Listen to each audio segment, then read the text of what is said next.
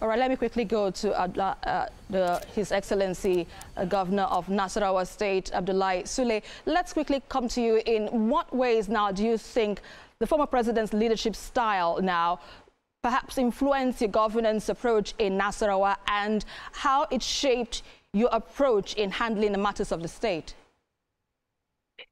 Well, first and foremost, he was there every minute. And by the way, I see my brother, the governor of Katsina, is also on the line. Most likely you'll go to him next. I see, as far as I'm concerned, during my first tenure, I came into a state that was facing a lot of security challenges. And at no time I had called Baba to say that we were having some issues on security and would like to see you. He will say, come. It did not matter what time, he was there. That's what I mean by his total commitment to security in this country. I remember at one time I was traveling along with him to New York during the hunger, of the year 1999, in October. And when we were traveling, we discussed nothing but the security of Nigeria. And he was always interested in knowing what it will take. Left to him, Nigeria should be the best country on the surface of the earth. And he was constantly interested in trying to understand, what it will mean, for us to have a country completely free of any kind of crime whatsoever, a country free of poverty whatsoever, a country that you had the opportunity to engage the youth whatsoever, a country of highly educated people, of independent people that could take care of themselves. Those were, and I think that trip actually opened my heart as far as President Muhammad Buhari was concerned. And somebody who had no kind of hatred for anybody or any group of people or any class of people in Nigeria. He was not the kind of person that will say the people from this part of the country were no good, people from this part of the country were good. And that's why I personally, as I always refer to him as Baba, I will miss him for all those kind of advice or that he said, hold grudges against nobody, because I hold no grudges against anybody. God has already lifted you to where you are, and that is more than enough, Governor Nasarawa, as he referred to me. All right, let's quickly cross now to Katsina State. We understand we also have the governor of Katsina State, Dikko Radda, to give his thoughts on the death of the former President Muhammadu Buhari. Now, we understand that the former home, the Katsina Radda, is the home to the former president. Now, what does this death mean to the people over there, and how do you intend, or the government now plan to honor his memory? In what way, in ways that reflect what he values? Thank you very much. To God we come and to God we go back to, and we thank Almighty Allah for the life of the former president, and we thank Almighty Allah for this. We will say that we will pray for mercy on his soul. On behalf of myself, the government, and the people of Katsina State, we have really lost a pillar, especially we, the people of Katsina State. We have benefited so much from his life. And my own is to condole the family, to condole the people of Katsina State and entire Nigeria, and also my condolence goes to the president of this country, Asuaji Bola Ahmed Tinubu. We have indeed lost him, and I have been enjoying his company in Katsina for the last 2 years when he has left office. I hardly spent 2 to 3 weeks without seeing him in his hometown, Daura, and he used to advise, he used to guide, and he has been a very good pillar to all of us. And as God will have it, he died while I was here in London. I came on Friday just to greet him and to wish him well. And unfortunately, as I'm preparing to come back to the country, I got the news of his death.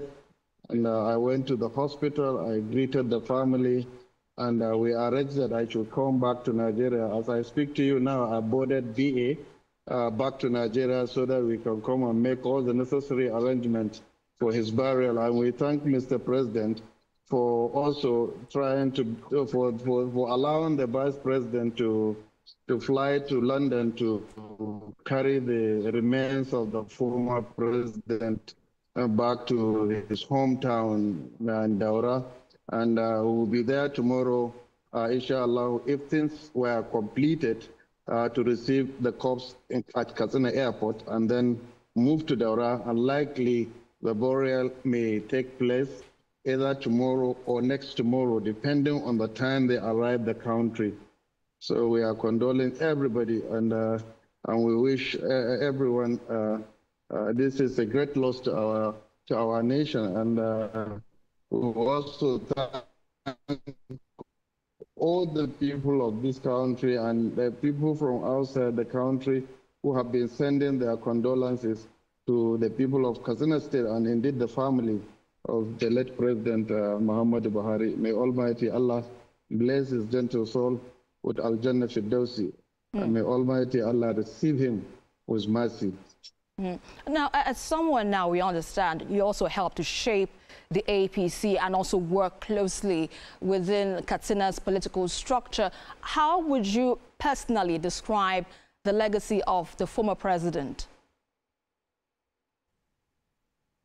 You know, late president was known as a person of integrity, a person of courage, and a person of honesty.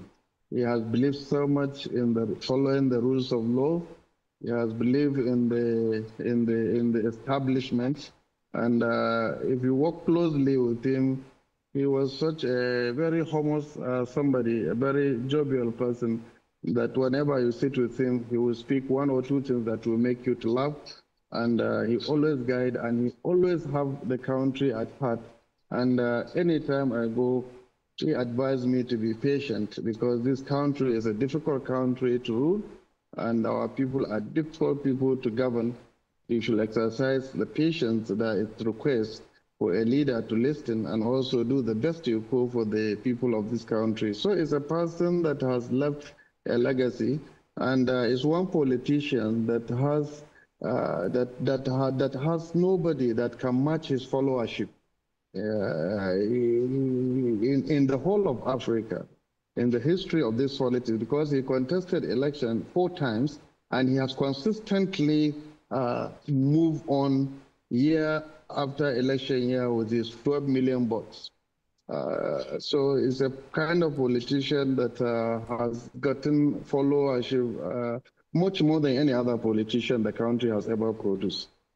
And as someone now, you are also part of founding fathers, or structures rather, of the APC alongside the former President Muhammadu Buhari. Looking back to what you think the party has had, or rather ideals, what do you think the party needs to build upon in terms of its ideals? Do you think it has really lived up to expectations?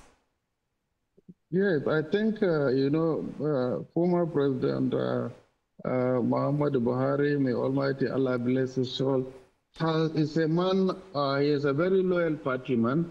He was a very loyal partyman. He has always told the facts of the party lines. And even when these issues of coalition and what have you came about, President Muhammadu Buhari has always made his position very clear, to be along with his party, and also to support his party, and also to support the administration of President Ahmed Bola Tinubu. All right, so there is no doubt, as a party, as he was a party loyalist, and he has remained that, and he has remained consistent in all the ideals of the party and the founding fathers of the party. All right, well said there. Let's quickly move on to Nasarawa State, where the governor is standing by Abdullahi Sule to give his thoughts on this rather shocking story we heard earlier on today. Now, let's talk to you now about this, because in your view now, what will you say the former president will be remembered for, and what might history struggle to reconcile about his legacy? Well, I think, just like I said earlier on, one, he will be remembered continuously for his total rejection of corruption, total rejection of dishonesty, total rejection of anything that had to do, you know, that had to interfere with the freedom, you know, of a common man. So he was truly a president for the common man, and that's the reason why you will hear that he's always moving around with this number of votes, because of the number of common people we have. And he was one president who had people who truly believe in him. And he was one president who is not shy to tell you the way he feels. I remember how much love he truly has. You know, forget about all the stories you hear. He's somebody who truly loves our president, Asuwaju Bola Ahmed Tinubu. I remember at one point, you know, who he said that, well, he is somebody who is very daring. And I got that word from him. Daring meaning, you know, he's somebody who truly goes, no matter how difficult decision is that can be taken, he goes strictly for that kind of a decision if he believes that that's a decision for the right of the country. So he's somebody who takes very difficult decision. That's the way he feels about our dear president.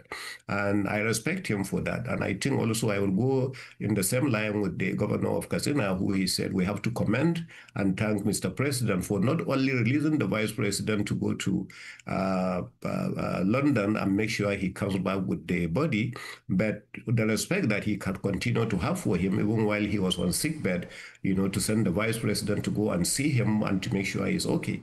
So we will continue to commend our President Asuwaju Bola Ahmed Tinubu for those kind of steps that he has taken, and to thank him sincerely, you know, and to thank the family, you know, for everything that they have done.